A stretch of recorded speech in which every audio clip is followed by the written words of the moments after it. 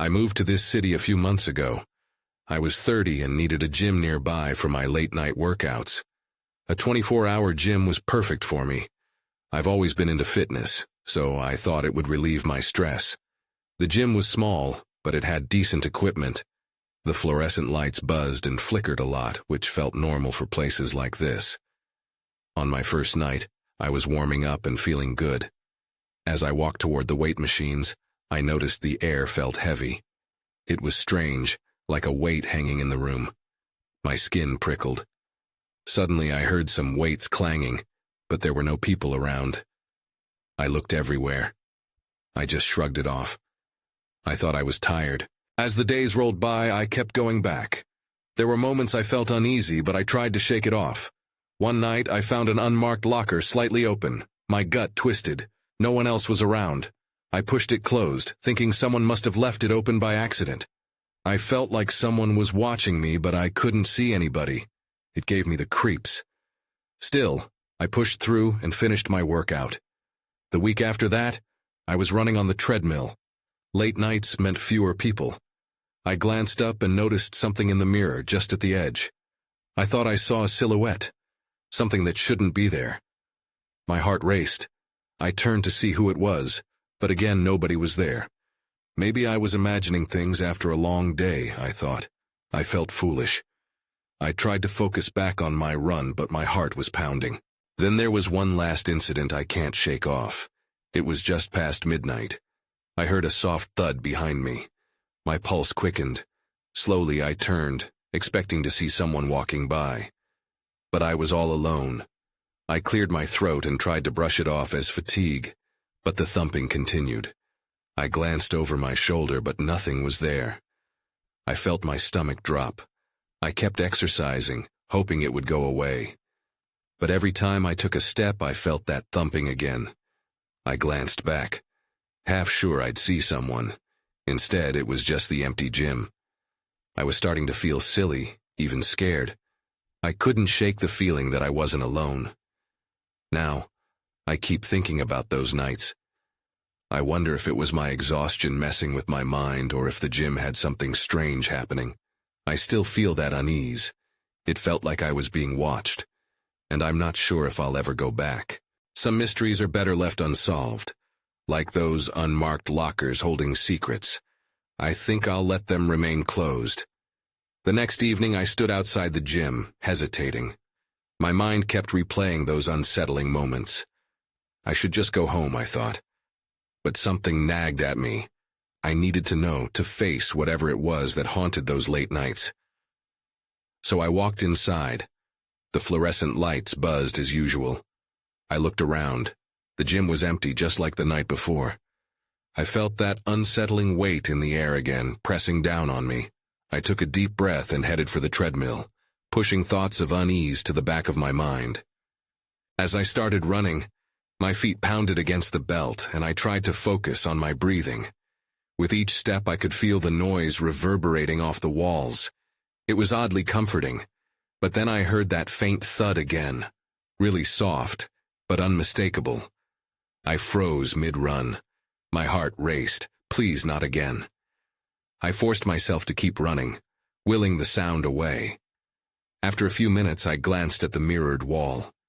My stomach dropped when I saw it. Something shifting in the corner of my eye. I turned my head quickly. Empty. No one was there. My breath quickened as I wiped my forehead with a towel, trying to ignore my racing pulse. The air felt thicker, as if it were wrapping around me. I decided to switch to the weight machines. Maybe focusing on lifting would help ease my mind.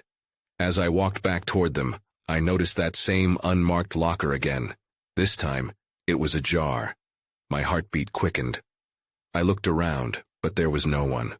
I felt an irresistible pull to see what was inside, even though my gut screamed at me to leave.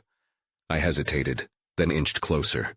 The locker felt cold to the touch, even from a distance. I pulled the door open and a chill swept over me. Inside there was a towel and a small crumpled piece of paper. I couldn't stop myself. I reached in and grabbed it. The paper was worn, the writing barely legible. Consider yourself warned. My heart pounded in my chest.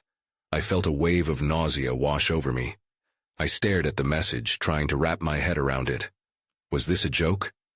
I looked around again, instinctively scanning the gym. Alone. I shoved the paper into my pocket and slammed the locker door shut, deciding it was time to leave. But just as I turned to go, the lights flickered. It wasn't just the annoying buzzing now, but a more erratic, stuttering light. Then, everything went dark. I froze, encased in shadows, my heart thundering in my ears. The weight of the air felt suffocating. I never felt so isolated. I took a breath to steady myself and reached for my phone, thinking it could light the way. But before I could grab it, I heard the unmistakable sound of footsteps, echoing softly against the gym floor. I was not alone this time. I felt my breath catch as the footsteps drew closer. Panic surged through me and I took a step back, willing myself to stay calm. The gym was eerily silent except for those echoing sounds, like whispers in the dark. I turned slowly, my heart racing. There was no way to tell how many people were there. The shadows danced around me, playing tricks on my mind. Each step sounded deliberate, almost mocking. I fought the urge to call out. What if it was just my imagination? I glanced at the locker again. The paper was still crumpled in my pocket, a tangible reminder that something was off. My instincts screamed for me to run. Just as I turned, I caught a glimpse of movement, the faint outline of a figure outlined against the emergency exit light. I froze again, my mind scrambling to make sense of it. Was this a prank? A joke taken too far? I had no idea who could be messing with me, but fear had me paralyzed. Then I heard a low voice, close but muffled. Come out, wherever you are." Chills raced down my spine. That voice was familiar, like something from my past. Panic surged again as I strained to recognize it. I mustered the courage to whisper, "Who's there?" No answer came, but the footsteps stopped. Silence enveloped the gym once more. I strained to hear anything, my ears ringing in the absence of sound. The sensation of being watched prickled my skin. My heart felt like it might explode. I had to act. I turned swiftly, moving toward the exit, but the darkness made it hard to see. I nearly tripped over a weight bench as I stumbled forward. I managed to steady myself, but heard the footsteps start again behind me, quickening, closing in, gaining speed. I sprinted toward the door, desperate to escape. The metal clanked loudly as I yanked the handle, but it wouldn't budge. I tugged again, panic coursing through me. I could feel breath on the back of my neck, warm and insistent. Screaming, I turned. Nothing, only shadows and the lingering echo of my own voice. I shoved against the door with all my strength, and finally, it flew open, spilling me out into the cold night air. Gasping, I stumbled into the parking lot, scanning around like I was being hunted. I didn't stop until I reached my car. I fumbled with the keys, my hands shaking. The smell of sweat and metal hung thick in the air. I got inside, locked the doors, and leaned back to catch my breath. But then something wet splattered against my windshield. I looked up, heart nearly stopping. It was just rain. But as I took a deep, shaky breath, I couldn't shake off the feeling that I hadn't escaped whatever was in that gym. I reached into my pocket, pulling out the crumpled paper again. I had to understand what the warning meant. Just as I unfolded the note, my phone buzzed on the passenger seat. I glanced down, one new message. My fingers trembled as I read it. "You shouldn't have gone looking." A wave of dread washed over me. I started the car and drove away, but the knowledge that something was following me weighed heavily in the back of my mind. What had I uncovered? I didn't know, but I was certain of one thing. This wasn't over yet. The next day I barely slept. My mind kept racing back to the gym, to that voice I couldn't place. I needed answers, but was afraid of what I might find. It felt like the walls were closing in and every shadow seemed to hold a secret. I arrived at school late, walking through the already buzzing halls. Students were laughing and chatting, unaware of the fear eating away at me. I wanted to scream at them to be careful, to not let their guard down. Instead, I sat in my first class, nodding along as the teacher droned on, my thoughts far away. At lunch, I spotted Nathan, a friend and teammate. He was always up for a challenge, and maybe he could help. I approached him, hesitating for a moment before saying, "Hey, can we talk about something weird that happened at the gym?" His brow furrowed, curiosity peaking. "Sure, what's going on?" I glanced around to make sure we weren't being overheard. "Last night I think someone was in there with me. I heard footsteps and this voice. It felt real. I'm not losing my mind, right?" Nathan leaned in, lowering his voice. "Isn't the gym supposed to be locked at night?" "Yeah, that's what I thought, but it wasn't. And I found this note there," I said, pulling out the crumpled paper. I handed it to him, my heart racing while he read it. His eyes widened. "This is creepy. You ever hear of anything happening in that gym, like, bad stuff?" Shaking my head, I felt a knot form in my stomach. "No, but I've got a bad feeling about it." As we talked, a chill ran down my spine. I glanced toward the entrance, and for a brief moment I swore I saw someone watching us. A dark figure stood just outside, barely visible through the swarm of students. My breath caught. It had to be my imagination. Maybe the stress was getting to me.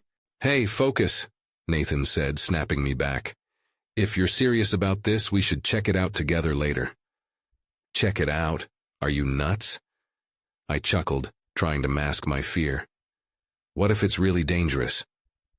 He shrugged, a lopsided grin on his face. "Or maybe it's just some bored kids messing around. Let's not act like scaredy cats." I wanted to argue, but part of me was drawn to the idea. What if I could uncover the truth? What if there was another explanation for last night? And what if Nathan was right? What if it really was nothing? After school, we gathered some flashlights and headed back to the gym. My stomach twisted with each step toward that entrance. "You're sure this is a good idea?" I asked, trying hard to hide my trepidation. "Sure," Nathan replied with a mix of bravado and encouragement. "You'll see. It'll be fine." But as we approached the gym, something felt off. The door was ajar. I stopped in my tracks, a wave of dread washing over me. "Nathan, the door, it's open." He chuckled nervously. No biggie, must have not shut all the way. But I didn't share his confidence. Something deep inside warned me to turn back. I was about to say just that, when I noticed a piece of paper lying on the ground just outside the door. I bent down to pick it up, my hands trembling as I unfolded it. That's when I saw it.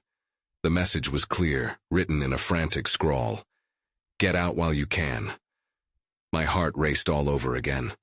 I looked up at Nathan, who had stopped just behind me. "We shouldn't go in," I stammered, but he was already stepping forward, eager to explore. "Come on, what are you afraid of?" he called back, pushing the door wider. Just then, a sudden noise echoed from inside the gym, a loud crash, followed by an eerie silence. My heart dropped. I knew we weren't alone anymore. I glanced at Nathan, fear written all over my face. "Did you hear that?" My voice barely broke above a whisper. He nodded, but the thrill in his expression made my stomach churn. "It could be nothing, just a stray ball or something," he said, trying to stay nonchalant. I didn't buy it. Whatever it was, it sounded heavy, like it fell from a height. Still, Nathan pushed the door open wider, his flashlight beam slicing through the dark. "We'll just take a quick look, in and out," he reassured me. Reluctantly, I followed him inside. The gym was more ominous than I remembered. Shadows danced along the walls, and every creak of the floorboard sent nervous shivers down my spine. The flickering overhead lights didn't help. They buzzed like angry bees, casting strange shapes that seemed to reach for us. "Hello?" Nathan called out, his voice echoing. It felt ridiculous to have him beckon whoever, or whatever, was in here. We stepped further into the gym. My heart raced as we moved toward the basketball court. That's when I heard it, the sound of something scraping against the floor coming from the locker room area. It was a low sound, like metal grating on concrete. "What was that?" I asked, my voice trembling now. Nathan shrugged, clearly energized by the thrills. "Probably just the wind. Old building, right?" But he didn't look convinced. His expression faltered as he glanced toward the dark corridor leading to the locker rooms.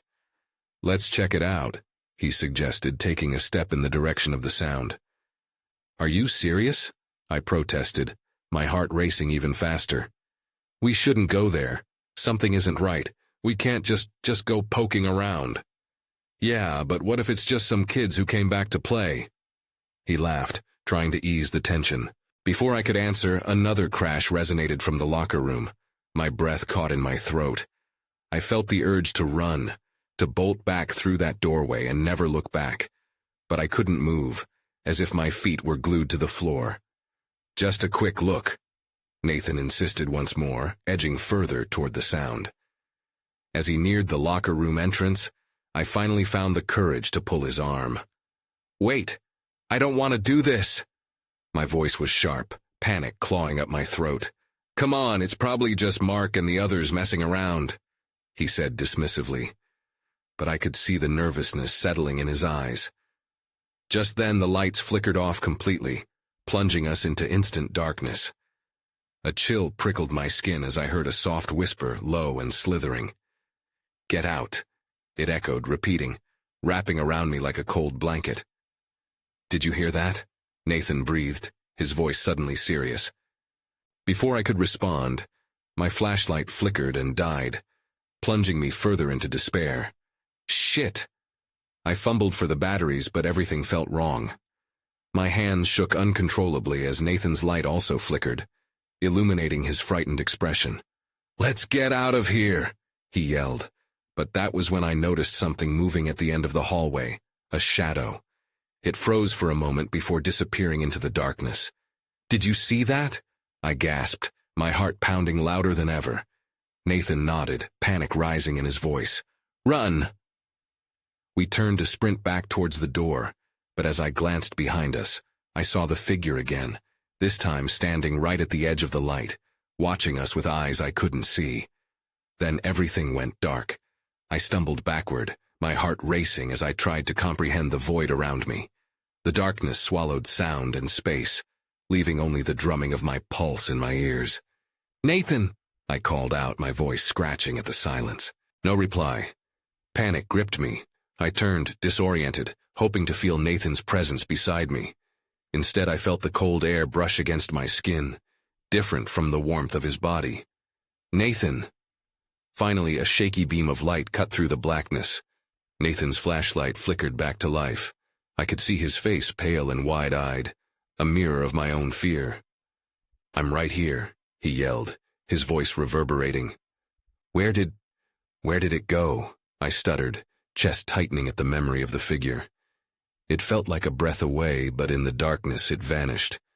The gym creaked and settled around us. Nathan took a cautious step forward, the light trembling in his hand.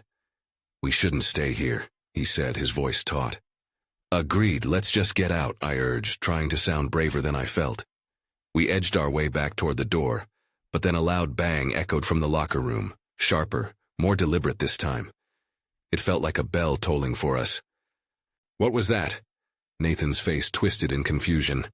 I don't know, maybe we should... Before I could finish, the shrill clatter of metal echoed once more, like something being thrown against the wall. Nathan hesitated, torn. I can't just leave without knowing what that is, he said, determination creeping into his voice. His resolve was infuriating. I wanted to scream at him to leave, but all I could manage was a frantic shake of my head. We shouldn't be here. We'll regret it. As if mocking our fear, the lights flickered violently, and then the power surged back on, revealing the long corridor leading to the locker rooms in blinding clarity. Every shadow became a looming threat. Then I noticed something. At the far end of the corridor where the light met the darkness, something was moving. Slowly it became clearer. A mass of dark fabric hanging loosely, swayed gently as if caught in an invisible breeze. What is that? Nathan whispered, frozen in place. I don't know. Let's go, I urged, tugging on his shirt. But Nathan took a step forward instead, inching closer despite my frantic whispers. I just want to see. Are you crazy? It might be someone or something dangerous. No.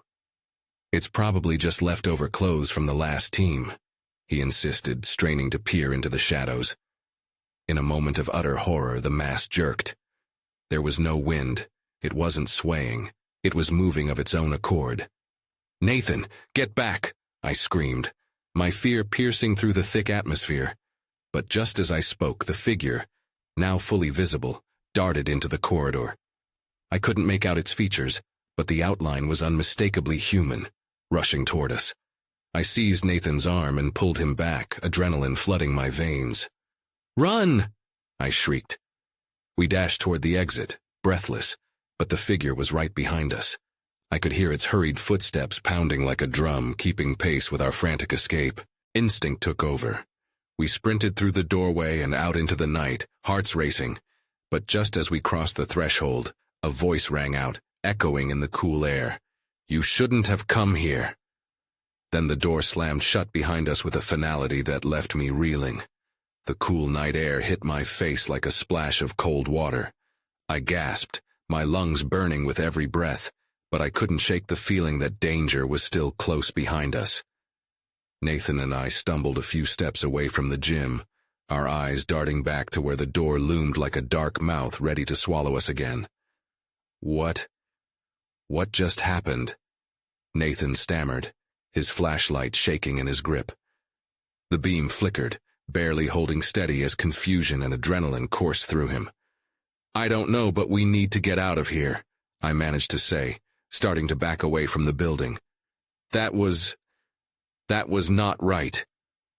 The words barely left my mouth when the gym door thudded against the wall, swung open as if propelled by some unseen force. We both froze, the beam of the flashlight illuminating the darkened entrance. I could feel something lurking just beyond the light, something waiting. "Nathan," I whispered urgently, pulling on his sleeve. "Let's go." But as I turned to escape, a chill ran down my spine. I glanced back one last time at the door, and that strange figure, now clearer in the harsh light, stood motionless in the doorway. It was tall, draped in what looked like tattered black clothing, but I couldn't discern any details. Its face was shadowed and hard to identify, but it felt like it was staring right at us. My heart raced again, this time pounding with intensity. "If we don't move," I breathed, but Nathan was still rooted in place. "Nathan, don't look at it, we need to run," I urged, but he didn't respond. Instead, he took a hesitant step forward, as if drawn by some magnetic pull. "Nathan, stop!" Then, without warning, the figure took a step from the darkness. It moved with an unsettling grace, like it had glided rather than walked. "Nathan!" I shouted, my voice cracking in panic. The moment snapped him out of it. He looked at me with wild eyes and bolted away from the gym. I didn't hesitate. I chased after him, dread clawing at my throat as we tore across the parking lot. The last remnants of our safety faded behind us with each frantic step. We reached the end of the lot and ducked behind a car, hearts thudding with frantic urgency. We huddled there, breaths heavy and ragged. I glanced around, but there was no sign of anyone or anything in the stillness. "What was that thing?" Nathan gasped, wiping the sweat from his forehead. His voice trembled, the bravado from moments earlier stripped away. "I don't know," I replied, my mind racing over every detail. "But it wasn't just a trick of the light, it was real, Nathan. It looked human, but wasn't." Just then, the air grew colder, as if a storm was rolling in. I felt a prickling sensation on the back of my neck. Something deep within me sparked with fear. I turned to Nathan, matching his terrified expression. "We need to get inside, somewhere safe." Before we could decide what to do next, an eerie sound echoed from behind us. A low, whispering voice drifted through the night. "You shouldn't be here." That voice was laced with something dark, an unmistakable warning. I squeezed Nathan's arm, and we exchanged a glance that said everything without needing words. We needed to find shelter. We needed to get answers. "Let's head toward the main building," I whispered, planning our escape, my mind racing. "Stay close." As we slowly crept away from the vehicle, footsteps echoed out in the darkness behind us. We weren't alone. My heart sank. "Someone's coming," I breathed, my voice barely above a whisper, just before everything went dark again. I jolted awake to the sound of muffled voices. Panic clawed at my throat. I wasn't sure where I was. The darkness pressed around me like a heavy blanket, but I could feel the cold pavement underneath. The last thing I remembered was those footsteps. "Are you okay?" Nathan's voice broke through the fog. I turned my head and his face came into view, illuminated by the faint light of his flashlight. We were still outside, but now I could see we were hidden behind a dumpster, the back of the gym looming nearby. I think so," I whispered, shaking off the confusion. "Did we get caught?" He shook his head, eyes wide with fear. "I think they missed us, but they're right there." He pointed toward the gym. Holding my breath, I turned to see what he meant. Soft shadows shifted near the gym entrance, accompanied by low murmurs. I strained to hear. "What if they saw us?" I asked, feeling faint. My heart raced again, this time with dread. Nathan squinted, then leaned closer to me, his voice a low murmur. "They might be waiting for us to move. We should stay quiet." As we huddled together, the shadows moved closer to the door. My mind raced, thinking about those eerie whispers. "You shouldn't be here." What did that mean? "Do you think those are kids messing around, or something worse?" Nathan mused, glancing back at me. I shook my head, trying to suppress the rising sense of hopelessness. "I don't know, but we can't stay here forever."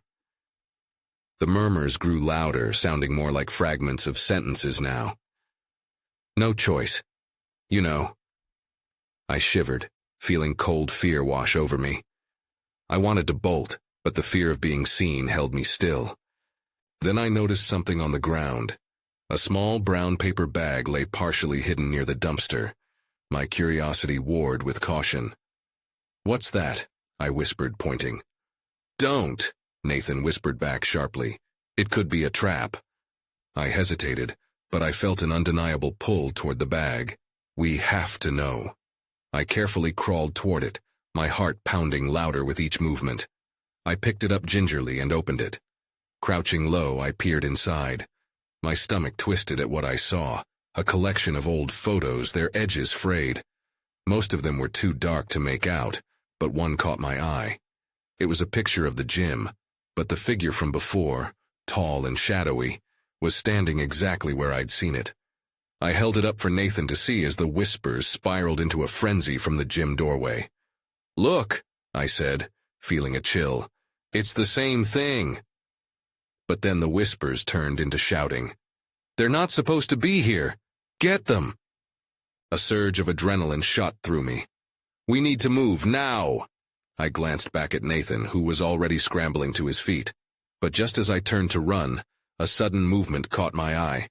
From behind the dumpster, shadows shifted, and a figure emerged, blocking our path. A figure I recognized all too well. I froze, my breath catching in my throat. It was Kevin, the local basketball star, but there was something off about him. He had a wild look in his eyes, and his usual confident smirk was replaced by a twisted grin. "What are you two doing out here?" he said, his voice dripping with mockery. "Nathan, we can't stay here," I whispered, inching backward. But Kevin took a step forward, blocking our escape. "Don't be scared," he said, his tone suddenly sweet but laced with menace. "I just want to help you." "Help us? Or trap us?" Nathan retorted, his voice shaky. Kevin laughed softly, an unsettling sound echoing in the alley. "You really think I care what you two are up to? I know something you two need to see." My heart raced. There was more to this than just a late-night encounter. I remembered hearing rumors about Kevin, how he had been acting strange lately. "What do you mean?" I asked, trying to buy time while I thought of a way out. He leaned in closer, eyes glittering in the dim light. "You shouldn't have come here. The gym is ours now." My stomach turned as the whispers intensified from behind him. It was as if they hungered for attention. "What do you mean, ours?" I pressed. Kevin straightened up, looking over his shoulder, then back at us. "You'll see. You're already part of it, whether you want to be or not." I glanced at Nathan, whose face was pale. "We need to go," I mouthed, and he nodded. As I began to edge away, Kevin's demeanor shifted. "You think you can run from this? It's already too late. They know you're here." Before I could react, he lunged at us. I grabbed Nathan's arm, and we both sprinted in the opposite direction, adrenaline propelling us forward. I could hear Kevin laughing, the sound trailing behind us like a shadow. We rounded the corner and dashed toward the streetlight, gasping for breath. My heart was pounding, but we had a moment of safety. "What the hell just happened?" Nathan gasped, trying to catch his breath. "I don't know," I admitted, my voice trembling. But he was different. This isn't just about kids pranking us anymore. Around us, the night was eerily quiet, but I felt something looming just out of sight. "We need to warn someone. This isn't normal." Suddenly, I felt a chill run down my spine. "There's something I didn't tell you," I said, my voice barely above a whisper. "Those photos. I saw something else. A face. It looked familiar." "What do you mean?" Nathan's eyes widened. I think it looked like one of us." As those words hung in the air, a flicker of movement caught my eye from the shadows across the street. I turned just in time to see a figure watching us, standing beneath the flickering streetlight. "Run!"